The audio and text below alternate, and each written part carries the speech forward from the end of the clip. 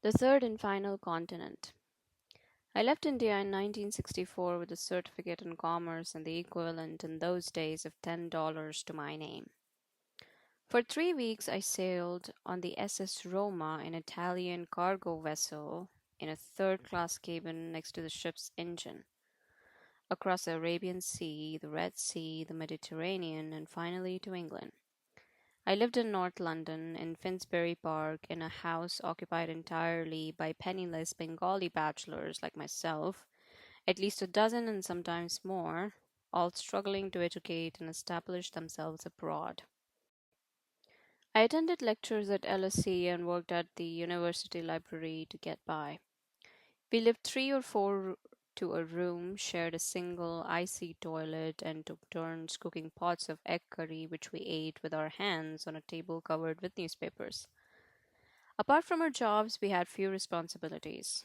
On weekends, we lounged barefoot in drawstring pajamas, drinking tea and smoking Rothmans, or set out to watch cricket at Lord's.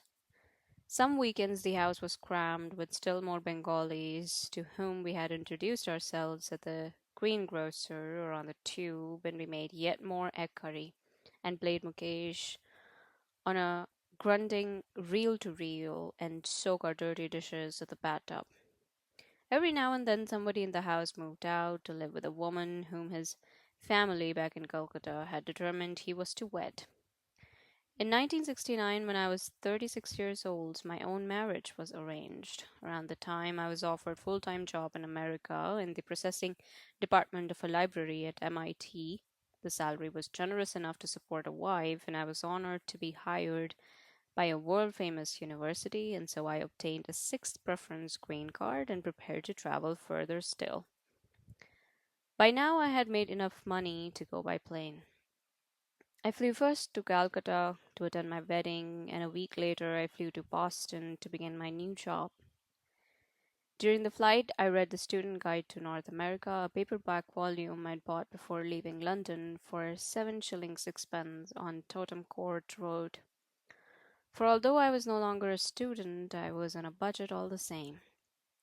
I learned that Americans drove on the right side of the road, not the left, and they called a lift an elevator and an engaged phone busy. The pace of life in North America is different from Britain, as you will soon discover, the guidebook informed me. Everybody feels he must get to the top, don't expect an English cup of tea. As the plane began its descent over Boston Harbor, the pilot announced the weather and time, and the President Nixon had declared a national holiday.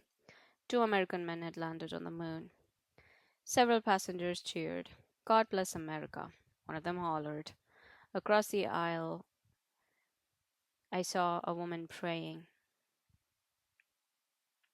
I spent my first night at the YMCA in Central Square, Cambridge, an inexpensive accommodation recommended by my guidebook. It was walking distance from MIT and steps from the post office and supermarket called Purity Supreme. The room contained a cot, a desk, and a small wooden cross on one wall. A sign on the door said cooking was strictly forbidden. A bare window overlooked Massachusetts Avenue, a major thoroughfare with traffic in both directions. Car horns, shrill and prolonged, blared one after another. Flashing sirens heralded endless emergencies, and a fleet of buses rumbled past, their doors opening and closing with a powerful hiss through the night. The noise was constantly distracting, at times suffocating. I felt it deep in my ribs, just as I had felt the furious drone of the engine on the SS Roma. But there was no ship's deck to escape to, no glittering ocean to thrill my soul, no breeze to cool my face, no one to talk to. I was too tired to pace the gloomy corridors of the YMCA in my drawstring pajamas.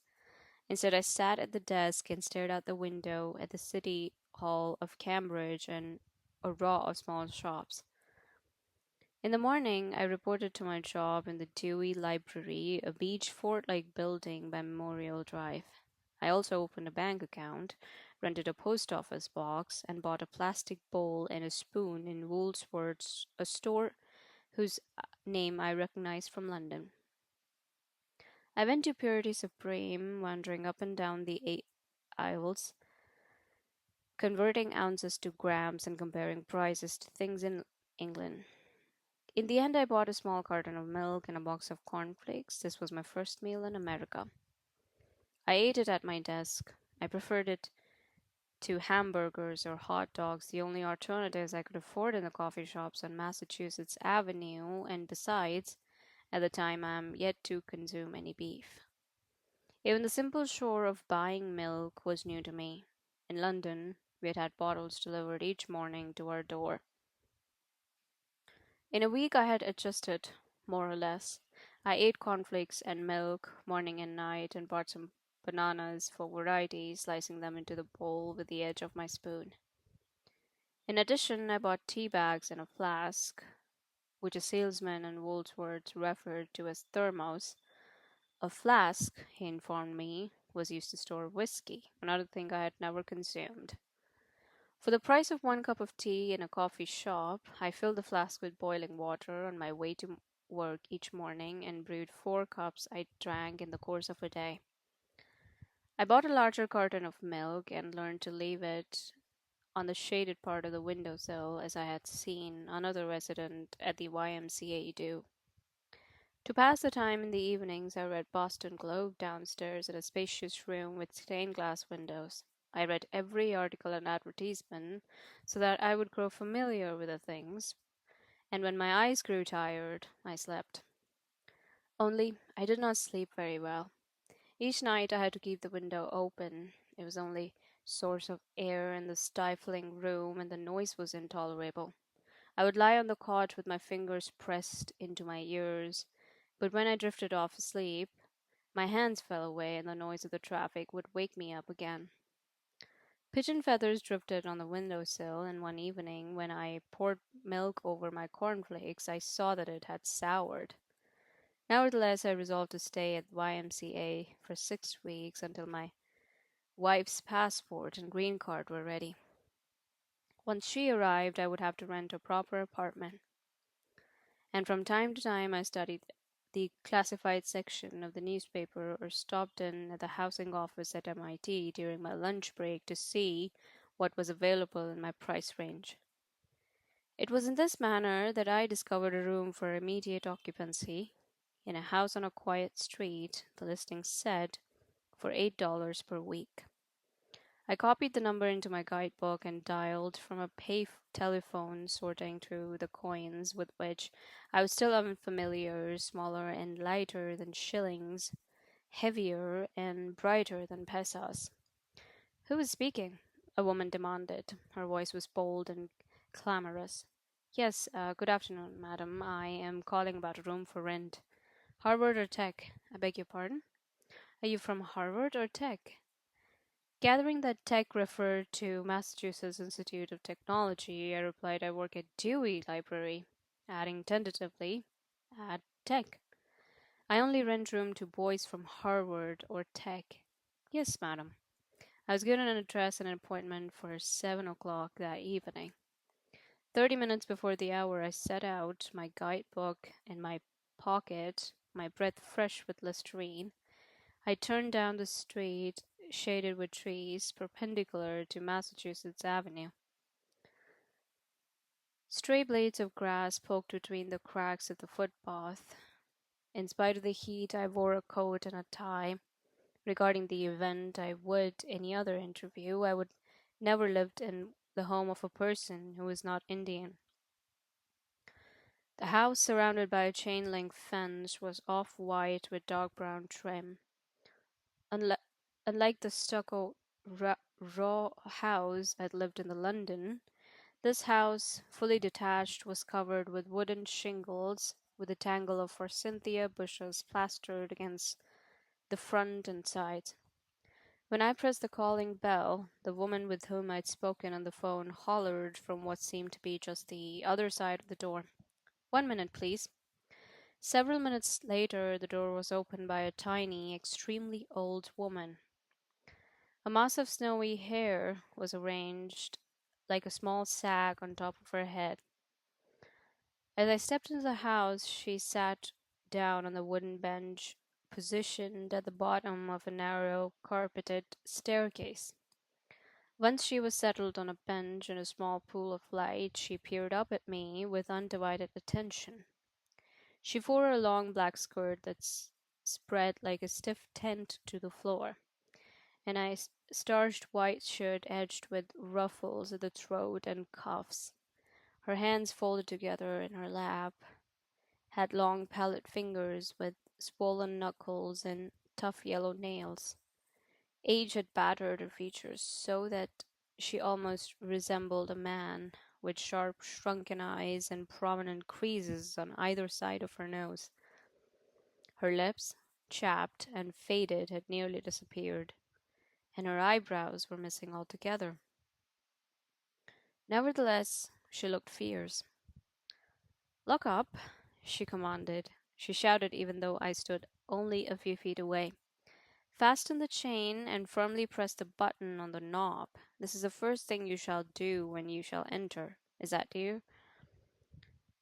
I locked the door as directed and examined the house. Next to the bench on which the woman sat was a small round table, its legs fully concealed, much like the woman's, by skin of lace. The table held a lamp, a transistor radio, a leather change purse with a silver clasp, and a telephone. A thick wooden cane coated with a layer of dust was propped against one side. There was a parlor to my right, lined with bookcases filled with shabby claw-footed furniture. In the corner of the parlor, I saw a grand piano with its top down, piled with papers. The piano's bench was missing. It seemed to be the one on which the woman was sitting. Somewhere in the house, a clock chimed 7 times. "You're punctual," the woman proclaimed. "I expect you shall be with the rent." "I have a letter, madam." In my jacket pocket was a letter confirming my employment from MIT, which I had brought along to prove that I was indeed from Tech. She stared at the letter, then handed it back to me carefully, gripped it with her fingers as if it was a dinner plate heaped with food instead of a sheet of paper. She did not wear glasses, and I wondered if she'd read a word of it. "The last boy was always late. Still owes me $8. Harvard boys aren't what they used to be, only Harvard and Tech in this house. How's Tech, boy?" "It's very well." Your check you checked the lock?" "Yes, madam." She slapped the space beside her on the bench with one hand and told me to sit down. For a moment she was silent. Then she intoned, as if she alone possessed this knowledge, "There is an American flag on the moon." "Yes, madam." Until then I was not thought very much about the moonshot. It was a newspaper, of course, article upon article. The astronauts had landed on the shores of Sea of Tranquility, I had read, traveling farther than anyone in the history of civilization. For a few hours they explored the moon's surface. They gathered rock in their pockets, described their surroundings, a magnificent desolation, according to one astronaut, spoke by phone to the president, and planted a flag in lunar soil. The voyage was hailed as man's most awesome achievement. I had seen full pages of photographs in the Globe of the astronauts in their inflated costumes and read about what certain people in Boston had been doing the exact moment the astronauts landed on a Sunday afternoon. A man said he was operating a swan boat with a radio pressed to his ear. A woman had been baking rolls for her grandchildren. The woman bellowed, "A flag on the moon, boy." "I heard it on the radio. Isn't that splendid?" "Yes, madam." But she was not satisfied with my reply. Instead, she commanded, "See splendid." I was both baffled and somewhat insulted by the request. It reminded me of the way I was taught multiplication tables as a child, repeating after the master, sitting cross-legged without shoes or pencils on the floor of one-room Tollygunge school. It also reminded me of my wedding when I had repeated endless Sanskrit verses after the priest, verses I barely understood, which joined me to my wife. I said nothing. "Say splendid," the woman bellowed once again. "Splendid," I murmured. I had to repeat the word the second time at top of my lungs so she could hear. I am soft spoken by nature and was especially reluctant to raise my voice to an elderly woman whom I had met only moments ago, but she did not appear to be offended. If anything, the reply pleased her because her next command was, "Go see the room." I rose from the bench and mounted the narrow carpeted staircase.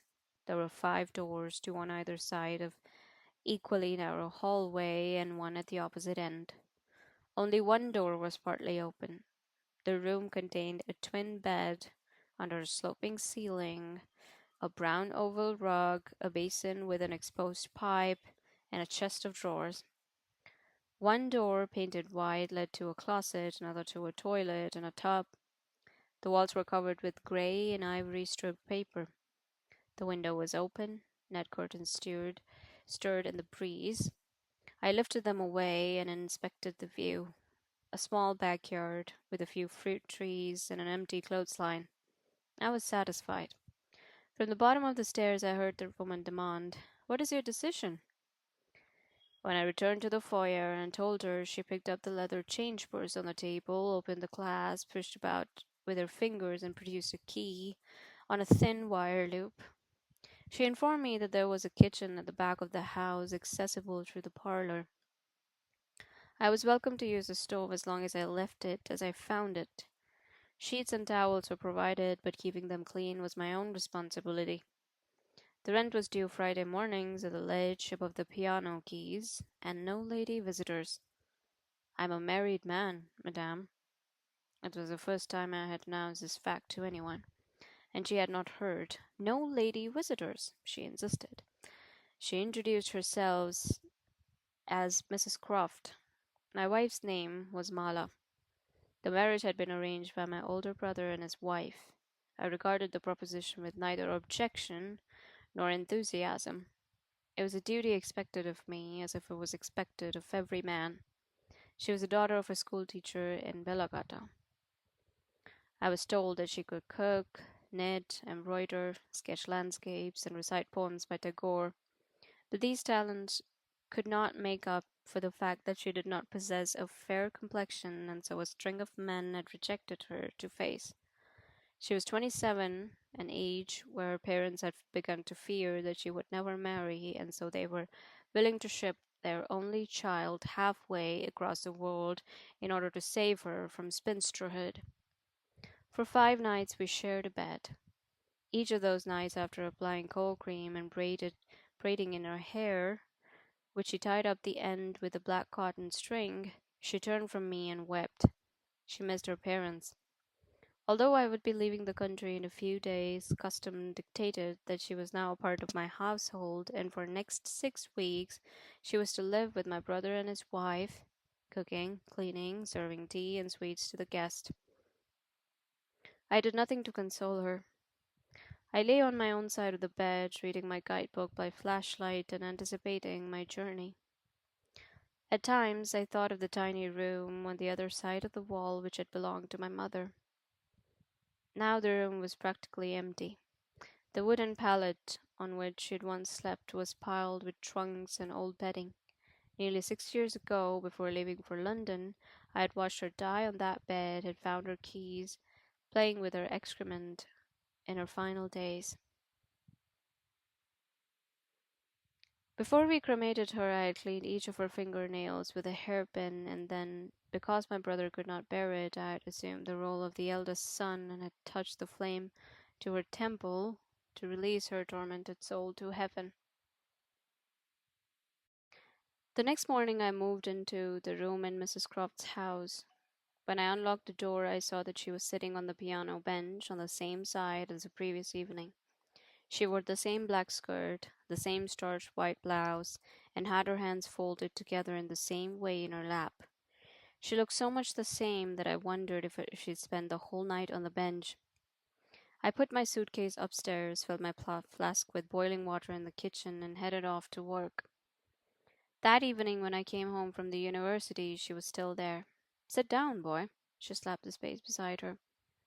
I perched beside her on the bench. I had a bag of groceries with more milk, More cornflakes and more bananas.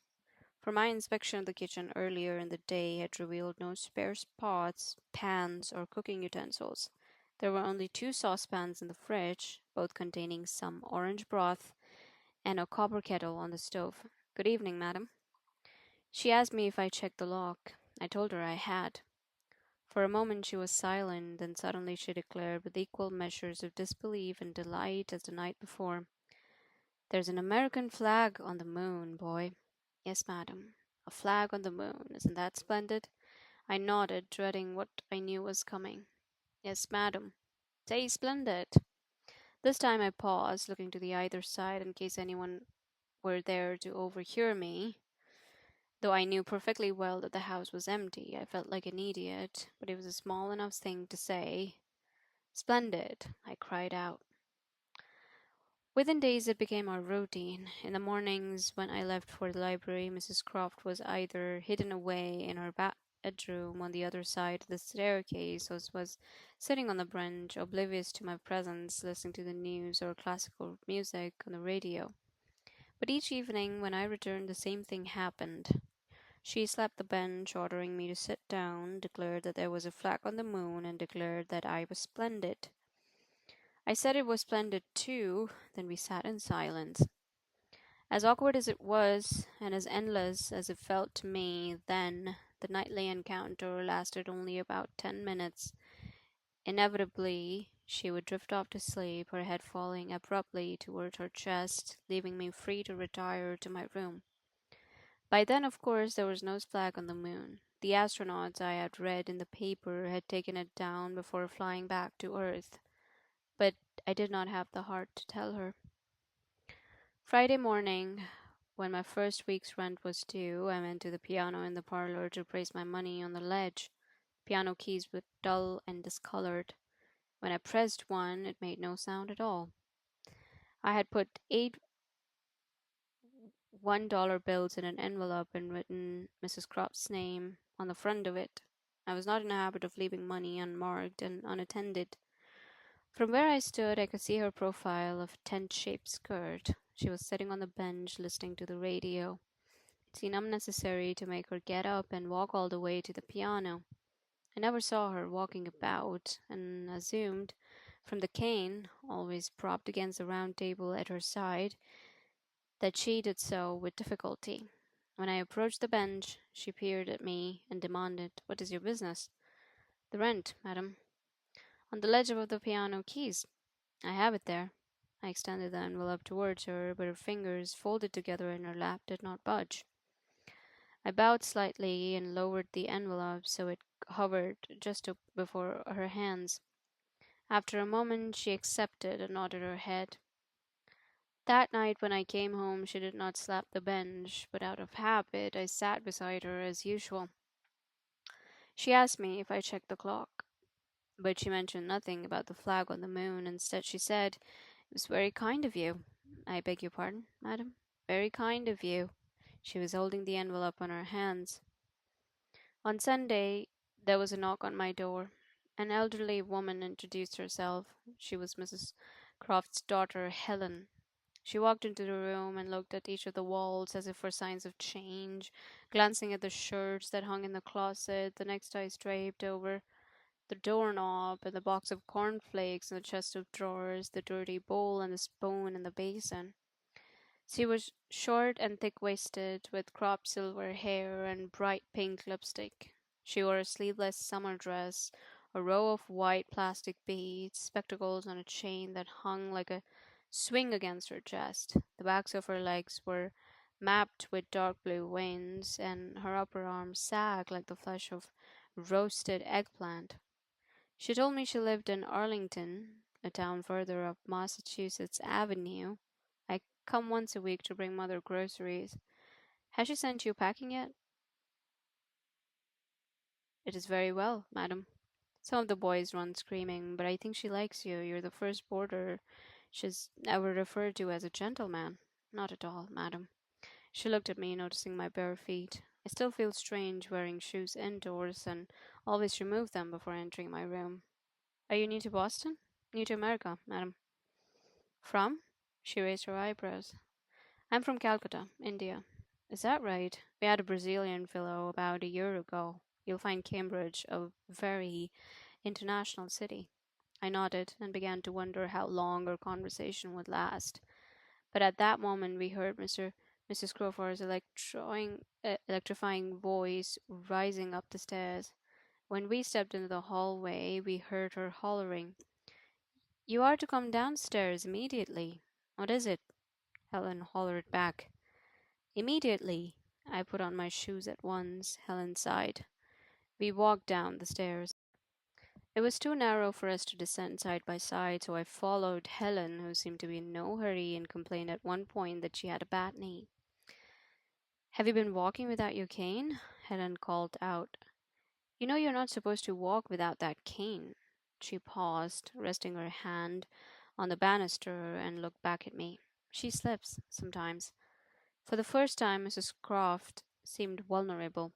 I pictured her on the floor in front of the bench, flat on her back, staring at the ceiling, her feet pointing in the opposite directions. But when we reached the bottom of the staircase, she was sitting there as usual, hands folded together in her lap. Two grocery bags were at her feet. When we stood before her, she did not slap the bench or ask us to sit down. She glared. "What is it, mother?" "It's improper."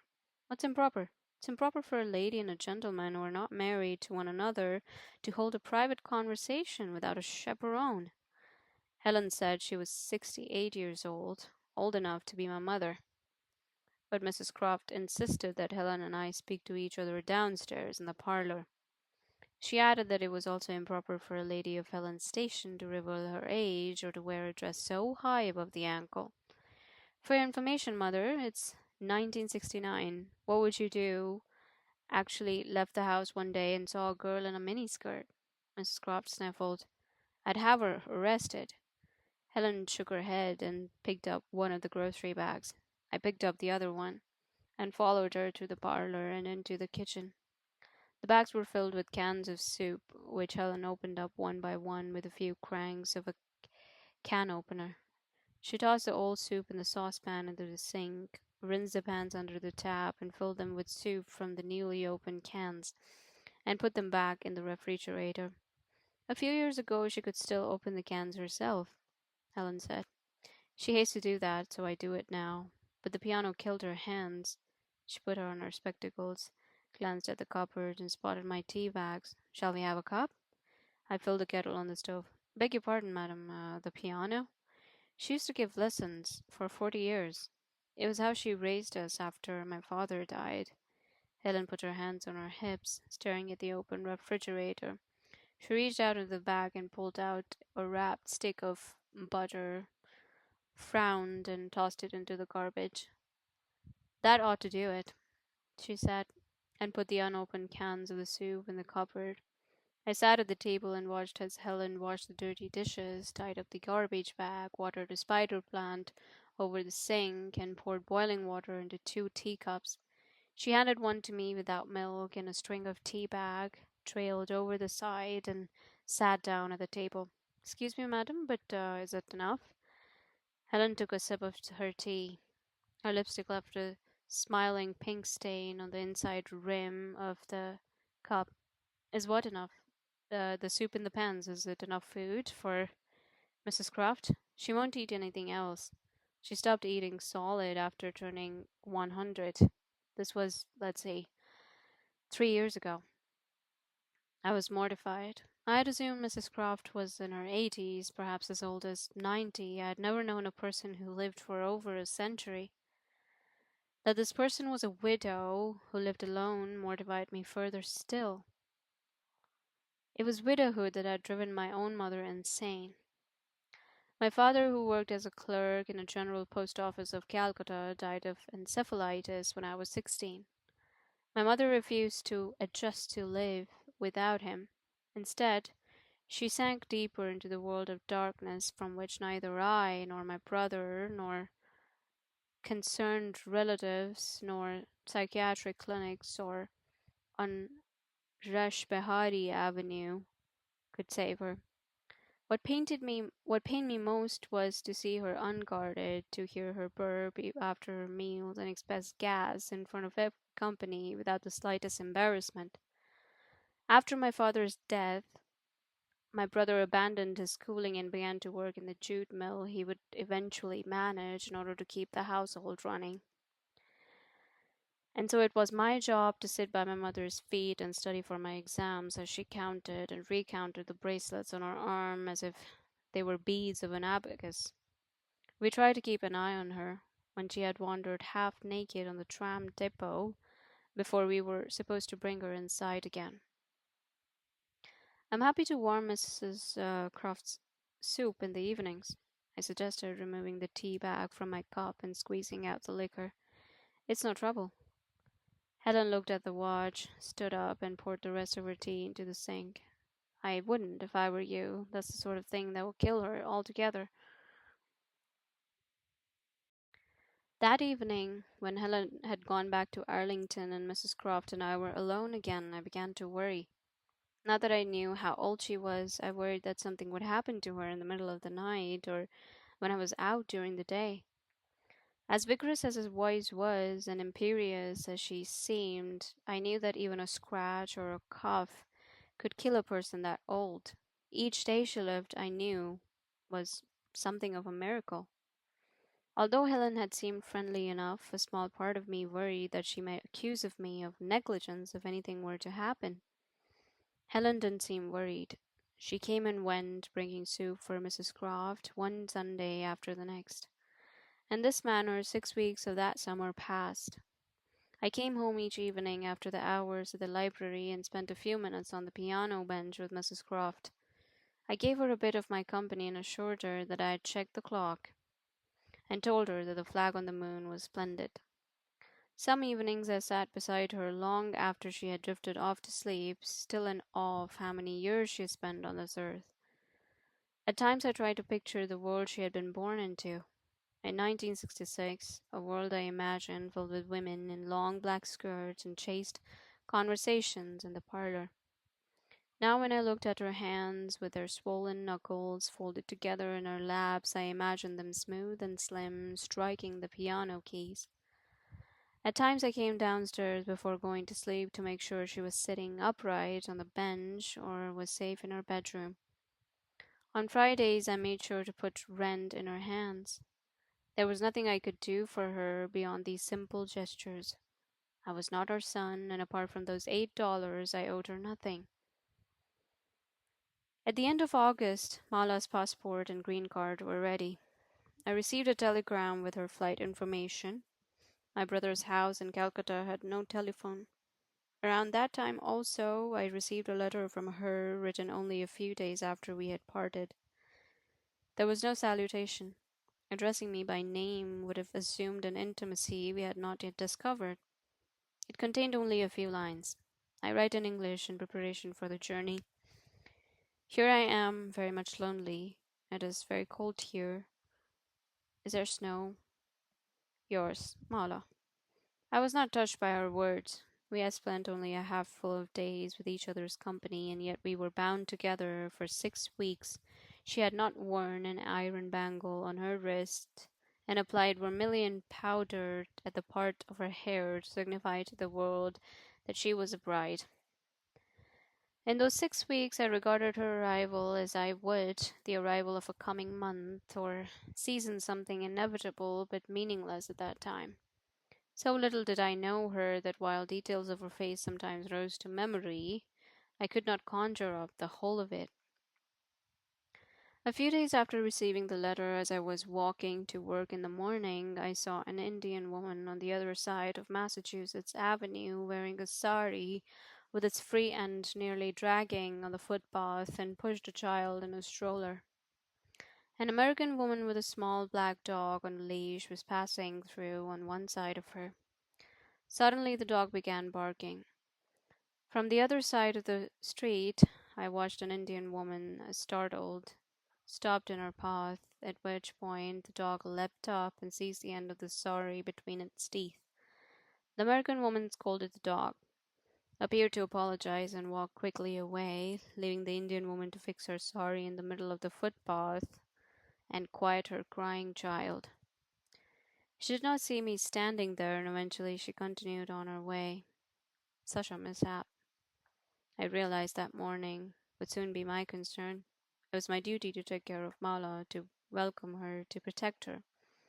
I would have to be by her, her first pair of snow boots, her first winter coat. I would have to tell her which streets to avoid, which way traffic came, tell her to wear her sari so that the free end did not drag on the footpath. A 5 mile separation from her parents, I recalled with some irritation, had caused her to weep. Unlike Mala, I was used to it by then. Used to cornflakes and milk, used to Helen's visits, used to sitting on the bench with Mrs. Croft. The only thing I was not used to was Mala. Nevertheless, I did what I had to do. I went to the housing office at MIT and found a furnished apartment a few blocks away with a double bed and a private kitchen and a bath for $40 a week. One last Friday, I handed Mrs. Croft eight $1 bills in an envelope, brought my suitcase downstairs, and informed her that I was moving. She put my key into her change purse. The last thing she asked me to do was hand her the cane propped against the table so she could walk to the door and lock it behind me. Goodbye, then, she said, and retreated back into the house. I did not expect any display of emotion, but I was disappointed all the same. I was only a boarder, a man who paid her a bit of money and passed and out of her room for 6 weeks. Compared to a century, it was no time at all. At the airport, I recognized Mala immediately. The free end of her sari did not drag on the floor, but was draped in a sign of bridal modesty over her head, just as it had draped my mother until the day my father died. Her thin brown arms were stacked with golden bracelets, and a small red circle was painted on her forehead, and the edges of her feet were tinted with a decorative red eye. I did not embrace her, or kiss her, or take her hand. Instead, I asked her, speaking Bengali for the first time in America, if she was hungry. She hesitated, then nodded yes. I told her I had prepared some egg curry at home. What did they give you to eat on the plane? I didn't eat. All the way from Calcutta? The menu said oxtail soup, but surely there were other items. The thought of eating an ox's tail made me lose my appetite. When we arrived home, Mala opened up one of her suitcases and presented me with two pullover sweaters, both made with bright blue wool, which she had knitted in the course of our separation, one with a V-neck and the other covered with cables. Tied them on both were the right under her arms. She had also brought me two new pairs of drawstring pajamas, a letter from my brother, and a packet of loose Darjeeling tea. I had no present for her apart from the egg curry. We sat at a bare table, each of us staring at our plates.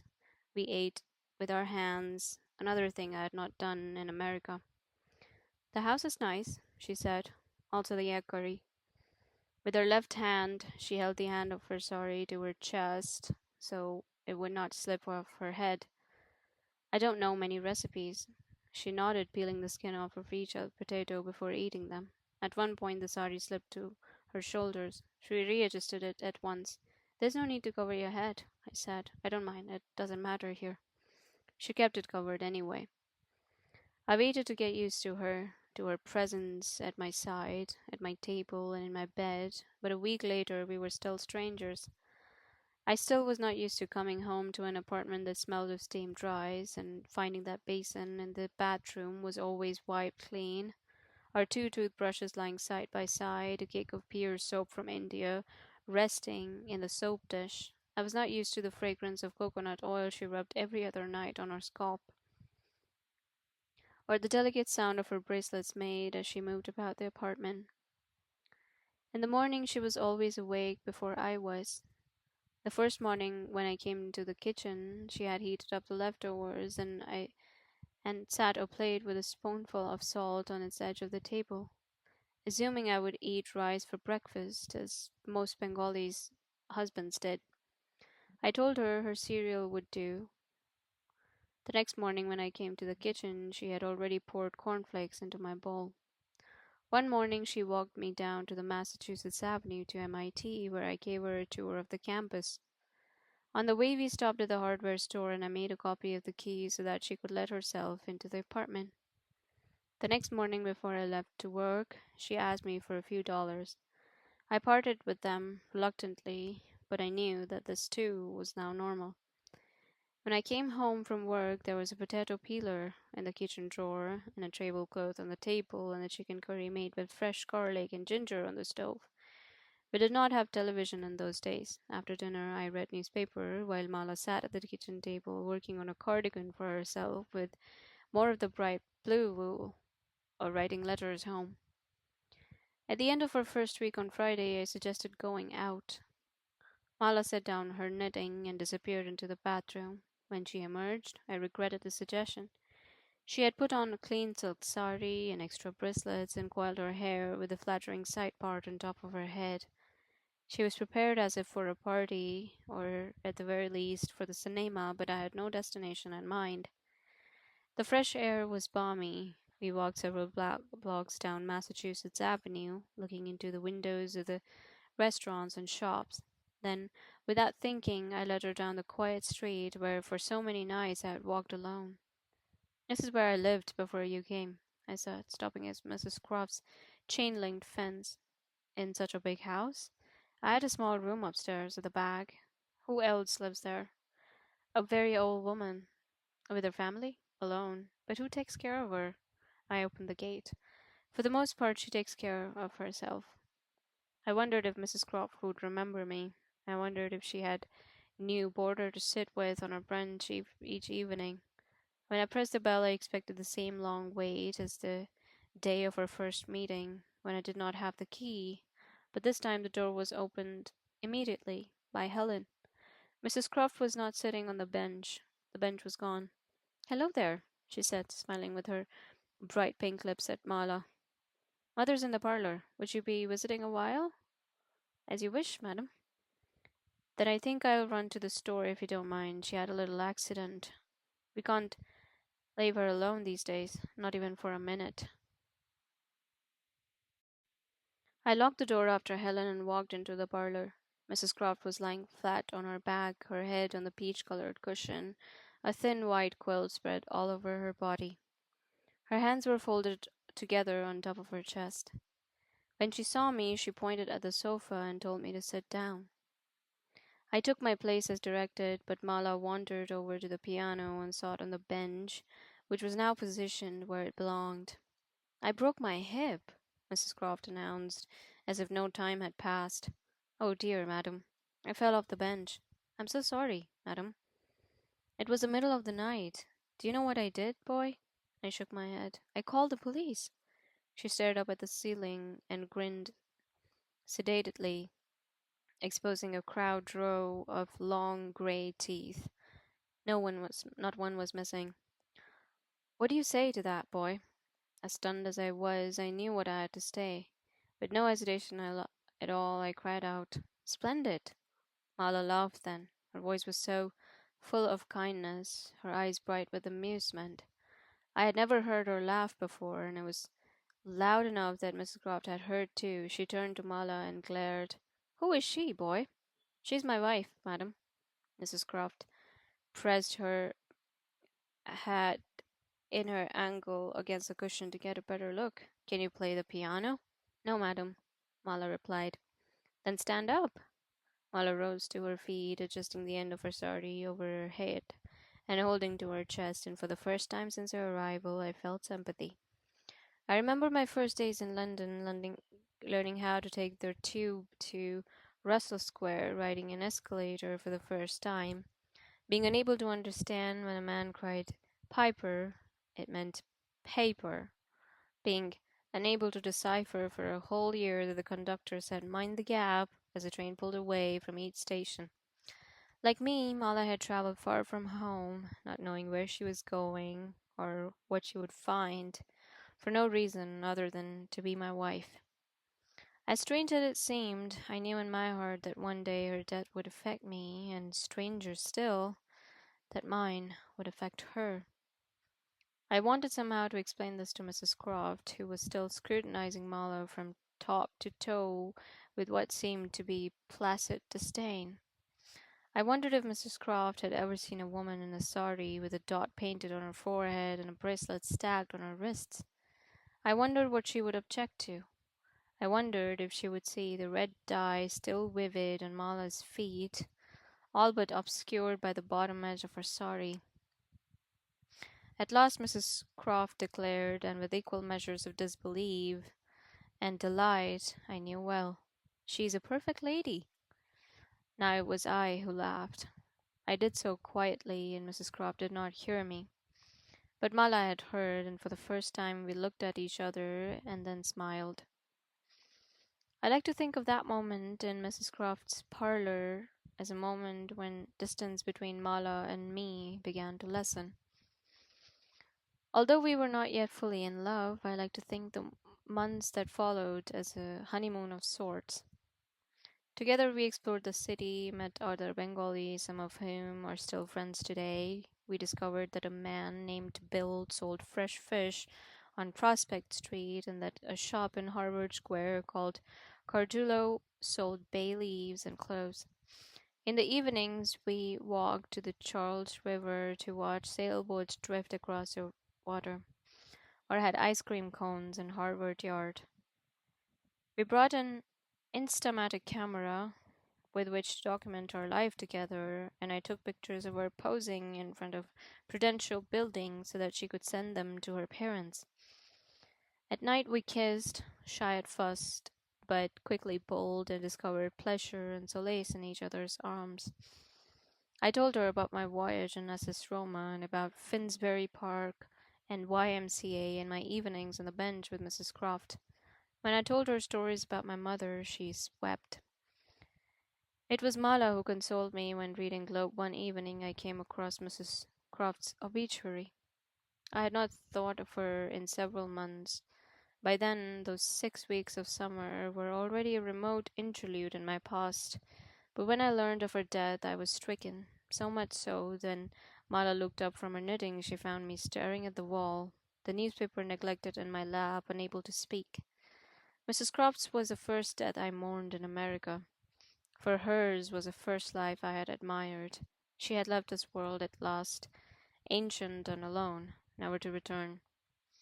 As for me, I have never strayed much farther. Mala and I lived in a town about 20 miles from Boston, on a tree lined street, much like Mrs. Croft's, in a house we own, where the garden saves us from buying tomato in summer and room for guests. We are American citizens now, so we can collect Social Security when it is time. Though we visit Calcutta every few years and bring back more drawstring pajamas and Darjeeling tea, we have decided to grow old here. I work in a small college library. We have a son who attends Harvard University. Mala no longer drapes the end of her sari over her head or weeps at night for her parents, but occasionally she weeps for our son.